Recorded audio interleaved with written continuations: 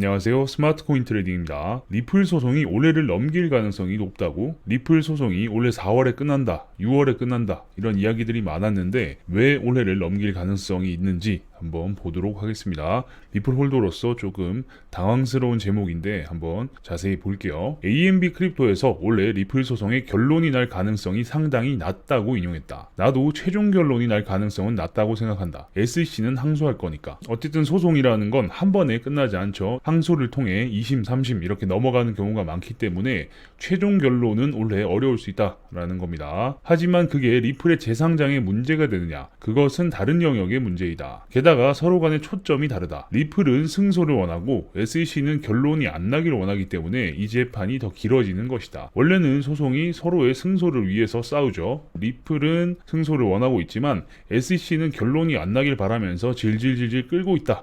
라는 거죠. 기사 내용을 보면 익스퍼트 디스커버리가 종료되고 판사가 누구의 손을 들어주든지 어차피 항소가 예정되어 있는 건 기정사실에 가까운 내용이다. 항소를 무조건 할 것이다 라는 이야기죠. 그렇다는 건 시간이 더 늘어질 것이다 라는 건데 하지만 그 과정이 리플에게는 중요하다. 리플이 승소하고 SEC가 항소할 경우 그 텀을 이용하여 대형 거래소의 재상장이 진행될 수 있기 때문에 의미가 있다. 게다가 SEC와의 소송 과정에서 생긴 서면이나 중간 산출물들은 의회의 새로운 크립토 법안의 베이스가 되고 그리고 신규 규제 기관의 가이드라인들이 되기도 한다. 이 기사의 소스가 되는 내용을 한번 찾아보니 인터뷰의 내용을 발췌 정리한 내용이라 인터뷰 내용을 좀 더 볼 필요가 있었다. 어쨌든 지금 진행되고 있는 소송이 리플의 승소로 마무리가 될 경우 SEC는 즉각 항소를 하겠죠. 항소가 예정되어 있다라고 했기 때문에. 하지만 그 텀을 이용해서 리플이 승소하고 이건 잘못된 게 없다라고 판결이 나면 2심이 진행되고 2심에서 결론이 나기 전까지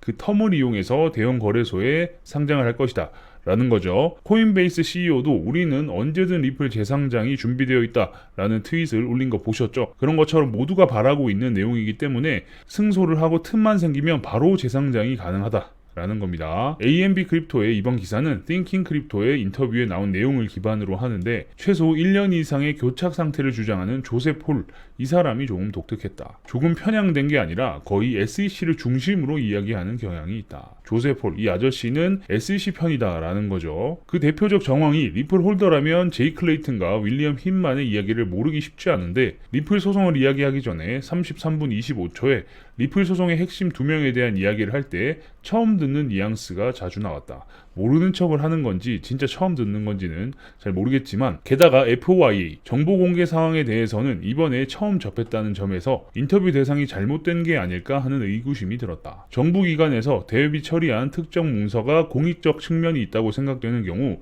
이렇게 공개 요청을 하는 경우가 있다. 그런 상황에서 41분부터 이야기하는 리플 소송에 대해서 모든 정보를 취합한 상태에서 의견이 과연 제대로 나왔을지 의구심이 든다. 어쨌든 리플 홀더거나 리플 소송에 대한 내용을 알고 있는 사람들이라면 힌만이나 제이 클레이튼에 대한 내용을 모를 수가 없죠. 그런데 이 사람 조셉 홀은 그 이야기 처음 듣는다 라는 뉘앙스로 이야기를 했고 그렇다라는 건 어쨌든 정보가 정확하게 취합되지 않았다 라는 부분으로 볼 수도 있는 거겠죠. 게다가 리플 커뮤니티 사람들의 분노가 딱히 판사의 결정에 영향을 미치지 않는다? 이것도 한번 짚고 가야 할 것 같다. 과연 정말 그럴까? 리플 커뮤니티의 사람들이 계속 분노를 하고 있죠. 계속해서 시간이 지체되고 하다 보니까 점점 끓는 물처럼 조금씩 스팀이 올라오고 있는 상황인데 이슈성이 크면 미국에는 배심원제라는 제도를 사용 가능하다. 민영선 검사의 미국 배심원 제도의 정리를 일부 발췌했다. 이런 것까지 찾아서 올려주셨습니다. 미국에서도 최근 배심원제는 몇몇 사유를 기반으로 약간 기피되는 경우가 분명히 있다. 미국의 재판도 무조건적으로 배심원제를 하는 건 아닙니다. 배심원의 결정과 판사의 결정이 상당수 일치하여 무용론 제기, 사회적 비용 증대, 판사가 기계처럼 처리하면 하루에 30, 40건을 넘게 처리할 수 있으나 배심원제는 한두 건 처리도 벅참. 이게 제일 큰 문제죠. 물론 판사의 단독 결정이 아니라 배심원을 통해서 조금 더 CCBB를 정확하게 가릴 수 있다라는 장점은 있을 수 있으나 모든 재판에 배심원제를 하게 되면 사회적 비용이 많이 늘어나겠죠. 배심원들에게도 참여 비용이 들어갈 수도 있고 여러 가지의 부대 비용 그리고 이 시간적으로도 하루에 3, 40건을 처리할 수 있지만 한두 건밖에 처리하지 못하는 부분도 엄청난 사회적 손해가 될 수 있다 라는 부분이죠. 하지만 여론의 관심을 끄는 경우 배심 재판의 비율이 높다. 게다가 배심 재판의 가능성만으로 SEC에게 미치는 영향은 적지 않다. 그러니까 중대 사건이나 정치적 사건 등 여론의 관심을 끄는 중대 사건일수록 배심 재판을 받는 비율이 높아 그 사회적 파장과 비중이 크다고 할 수 있다. 그죠? 그러니까 리플 커뮤니티의 반응 자체도 여기에 영향이 없을 수 없다라고 볼 수 있을 것 같은데, 모든 사건이 기소에서부터 판결에 이르는 과정에서 항상 배심 재판을 받을 수 있는 가능성을 내포하고 있기 때문에 실제 극소수 배심 재판이 전체 사건에 미치는 영향은 매우 크다고 하지 않을 수 없다. 말을 좀 어렵게 쓴 것 같긴 한데, 아무튼 배심원제를 이용한 재판은 다른 사건에도 크게 영향을 미친다라는 거죠. 게다가 금액 이야기도 안 할 수 없는데, 리플 및 존 디튼의 일임된 참여인단까지 포함하면 여기서 추산되는 소송 가액이 물론 별개의 사안으로 진행되고 있지만 작지 않다. 소송 가액이 $20를 초과할 때에는 배심에 의한 재판의 권리를 인정하여야 한다. 소송 가액이 $20만 넘어도 배심 재판이 가능하다라는 거죠. 다만 여기서 예비 배심원을 결정하는데 코인 투자 경험이나 리플 홀더 여부는 공정한 판단 여부에서 갈리게 되어 제외될 가능성이 높다. 그러니까 리플 홀더들만 배심원들로 우르르 채워져 가지고 무조건 SEC가 잘못했다라고 손들어 버리면 그것도 문제인 거죠. 그렇기 때문에 코인 투자 경험이 있거나 리플을 가지고 있는 사람들은 배심원에서 제외될 것이다 라는 거죠.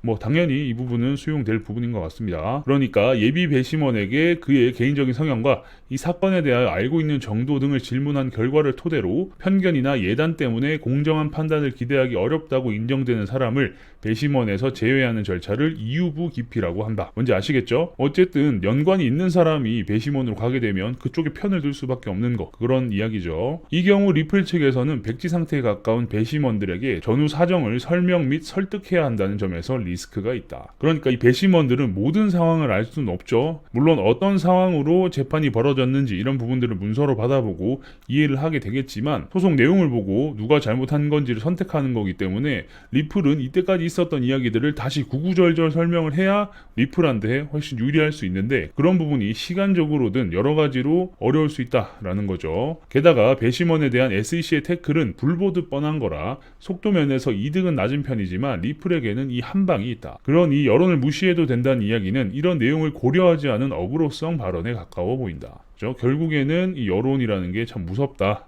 라는 겁니다. 이러니 저 양반이 SEC 러버라는 반응들이 나올 수밖에. 그죠? 추신, 만약 이 과정에서 크립토 시장 자체가 침체되면 이제 제3자가 개입할 여지, 의회를 제3자라고 표현한 거죠.를 주게 된다고 하면 존 디튼 변호사가 이야기했지만 상당히 시간이 오래 걸리는 시나리오다. 장담하는데 다 고사한다. 투자자인 우리는 이 케이스는 제외하는 게 맞다. 그러니까 SEC가 지금 소송의 시간을 끄는 이유도 고사 작전을 펼치고 있는 부분도 분명히 있다라고 말씀드렸죠. 이렇게 가면 SEC도 크립토 관리 권한이 확대되어 윈, 의회도 쏟아져 들어오는 크립토 영역의 로비로 윈, 변호사도 지속적 이슈를 발생으로 윈, 셋 다 윈윈이다. 리플과 리플 홀더만 애가 탈 뿐이다. 어찌 보면 리플은 의회뿐만 아니라 여기저기에 로비를 하겠죠. 리플로 번 돈으로 로비를 하는 거기 때문에 결국 그 돈은 다 리플 홀더들의 돈이기 때문에 SEC가 계속해서 소송의 시간을 끌어서 늘어질수록 여러 부분에서 리플을 제외한 다른 사람들은 이렇게 이익을 볼 수 있다 라는 부분이 있기 때문에 계속해서 항소가 이뤄지고 상황이 자꾸 진흙탕으로 들어갈 수 있다 라는 부분입니다. 올해 4월에 소송이 마무리될 것 같다라는 변호사의 트윗으로 커뮤니티부터 해서 많은 사람들이 아주 기대를 많이 했죠. 그런 부분에서 좀 아쉬운 이야기이긴 하지만 우리는 어쨌든 이 부분을 정확하게 알고 있어야 되기 때문에 말씀을 드리는 부분이고, 항소가 진행된다고 해도 지금 1심에서 리플의 승소가 이뤄진다라고 하면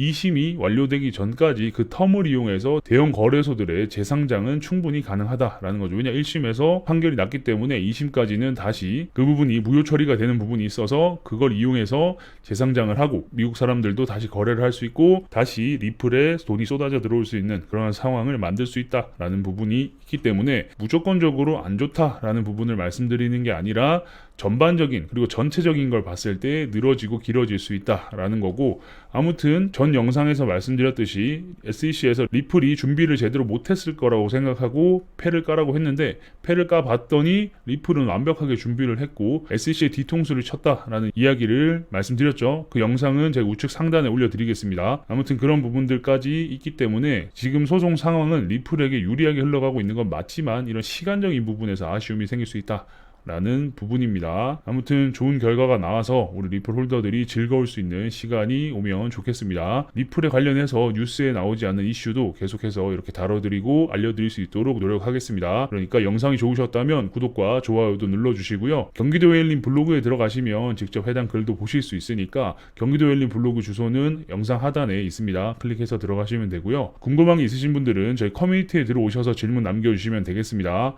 영상 하단에 주소가 있으니까 클릭해서 입장하시면 되고요.